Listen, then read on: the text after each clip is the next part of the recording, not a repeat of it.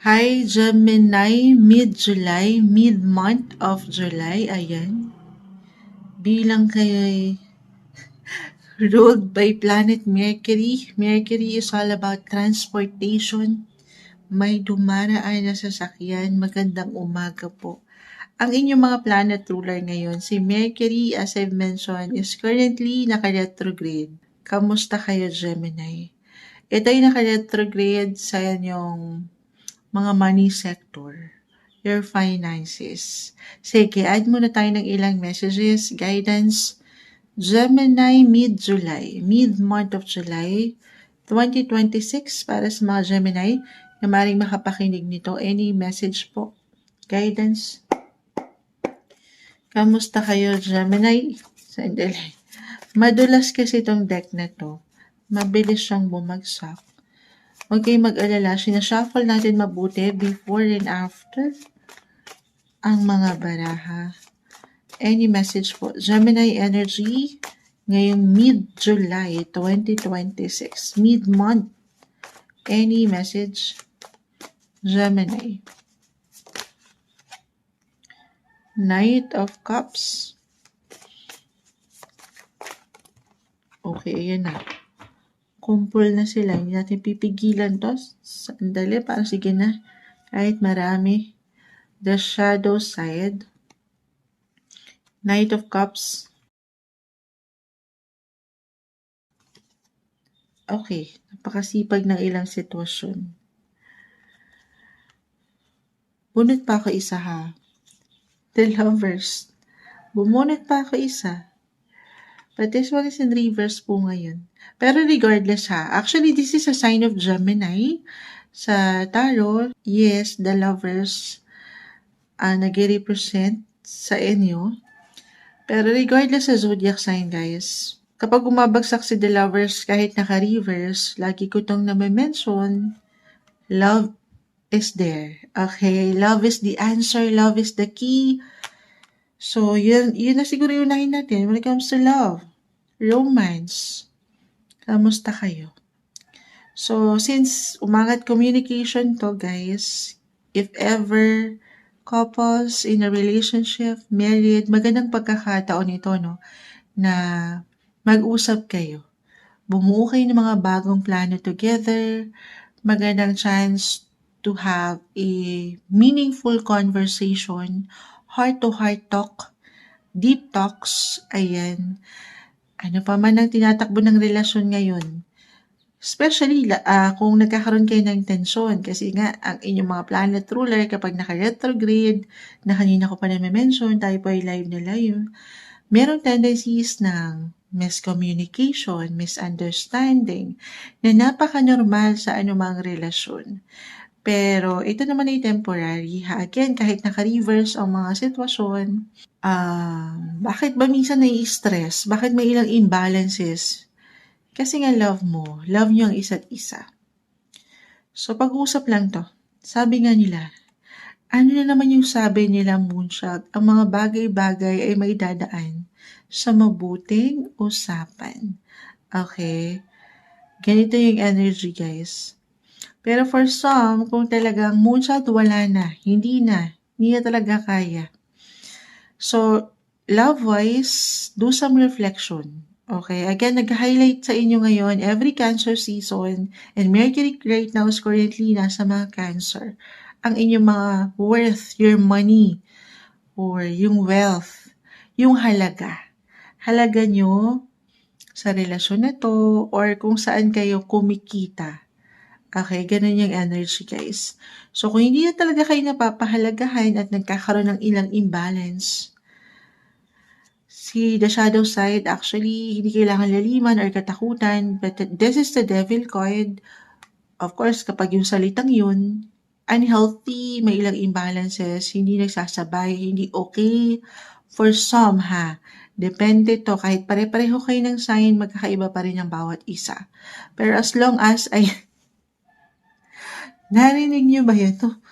So, ano ba yan? Live na live tayo, nakakahiya. Ay, may tumutunog sa tiyan ni Moonchild.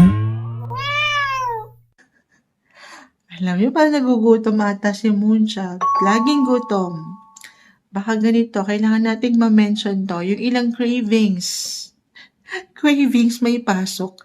Moonchild, cravings sa love ba ito? Kasi si Moonchild cravings lang 'to sa sa pagkain. Pero, oo, umaga-umaga kasi tayo 'no? Pero kailangan ng breakfast na ba? Magandang umaga po sa inyo. Sana hindi niyo narinig 'yun. Pero nawala tuloy si Moonchild. Saan na 'to? Gemini. Pag-uusap ang mahalaga ngayon ha. Opportunity ito para magkaroon kayo ng once and for all kung ano ba yung tinatakbo ng relasyon. Kung napapahalagahan pa ba kayo or totally parang hindi nyo naman kailangan ipilit lahat ngayon. It's okay to set boundaries, limitations. Kung talagang hindi pa mailaban ngayon, huwag yung bigyan ng control. Okay? Kasi the more na pinipilit natin ang isang sitwasyon, baka lalo kayong nahihirapan. So, ayaw natin yun ha, for some of you. Umangat din dito, as I mentioned, yung halaga, money. Si Ten of Pentacles, King of Pentacles, the shadow side, connected po to sa trabaho eh. Kung mas magiging practical tayo. I feel na meron naman guys. Merong alin, merong parating, may ganap, umaandar yan, maganda yung progress. Meron kayong pwedeng asahan, maaring hindi lang agad-agad. Ngayon, mid-month lang naman tayo, no? Mid-July. I do not do predictive reading guys kung sino, saan, kailan yan moonshot, hanggang kailan. Wala akong kakayanan para ma-predict yan guys. Simpleng card reader lang naman si moonshot. Pero kung aking i-apply astrologically right now, hindi nyo pa man mapuna agad yung progreso sa inaasahan nyo, kung saan kayo kumikita especially, hindi ibig sabihin wala ng paggalaw. Again, umaandar yan ha. Hindi nyo lang ramdam. Ayun, yung ability nyo nandito guys ha. Pagdating saan, sa kaperahan man or sa relasyon. Mercury again is about communication, ang planet ruler nyo. Natural sa inyo to, meron kayong communication skills, Gemini, para maharap yung mga kaganapan nyo dyan. Natumutunog talaga mga sitwasyon. Mukhang kailangan, ang dami nating editing sa Gemini. Ang daming glitches. Kailangan i-edit natin to. May mga naririnig si Moonchild, pero kasi si Mercury to eh. Sisisihin na naman natin yung mga planet ruler nyo. Isa lang daw nakikita ko ha. For some Gemini, kung meron kayong gustong ipaangat na boses dyan, andito na tayo kung saan kayo kumikita, trabaho, pera. Halimbawa, mag-a-ask kayo for a salary raise. Hindi sa hindi okay, pero hanggat kaya, kung maipapagpaliban nyo ang mga situation, not the time. Again, kayo na to, si The Lovers, naka-reverse, this is about your love, your passion, your work, pasok na natin. King of Pentacles, Ten of Pentacles. May ilang imbalances tayo nakikita guys. Si King of Pentacles, reversal yung energy natin. Pwede itong sa iyo mismo or sa paligid nyo. It could be your boss, a client. Naka-reverse. Maaaring hindi siya ready na marinig kung ano yung ipapaangat mo na pakiusap. Halimbawa lang naman yun guys. Okay, for some of you. Kung pwede ba, baka naman ma-increase yung kita, yung income nyo. Not the time to ask for a salary raise, guys. Hindi sa hindi magiging okay. Ito yung ngayon. Again, walang permanent eh. Pwede itong mabago ha. Sa ilang galawan ng planeta ngayon, sadyang may makabagalan lang din akong nakikita along with your other cards. So, kalma muna. Patience. More patience. Okay? As long as gumagalaw ka, pinapagalaw mo ang baso, love mo yung ginagawa mo, sabay ka lang dito. Hindi sa hindi ka nakikita na pupuna, pero unti-unti man, as long as you are moving, Gemini, wala kang dapat ikabahala. Actually. Okay, other messages, maybe kailangan kong ma-share sa inyo to. Meron tayong darating na full moon end of this month. At mag-highlight ito sa inyong mga 9th house. Ang lawak ni 9th house astrologically, why not? Anything connected travel, especially kung itong mga work nyo ay connected abroad, international, Meron kayong ma-achieve dyan matatapos na proyekto, trabaho, at kung meron mang matapos, meron ding bagong simula. Okay, hindi kayo mawawala ng opportunity. Or ang lawak po ni Ninth House, travel na, ayan. Baka mabigyan kayo ng pagkakataon to travel for work or for pleasure kasama ang iyong mahal sa buhay. Or kung meron kayong mga inaasikaso na ilang travel documents, papers, visa, passports, hindi man agad-agad ngayong mid-July, pero asahan nyo ha. End of this month kasi yung full moon natin.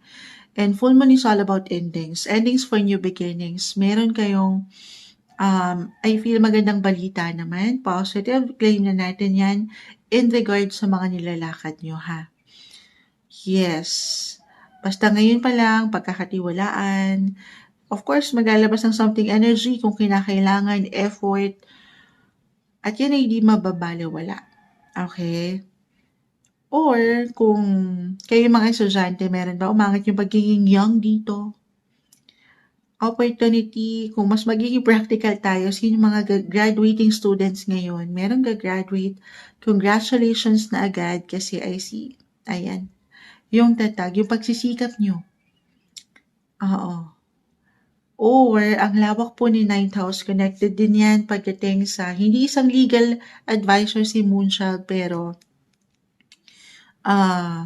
meron ba kayang ilang laban sa batas na ipinapaangat sa batas as long as andito yung tama at dito lang kayo sa pagiging wasto na alam niyo wala kayong ibang natatapakan na iba. I see win-win situation.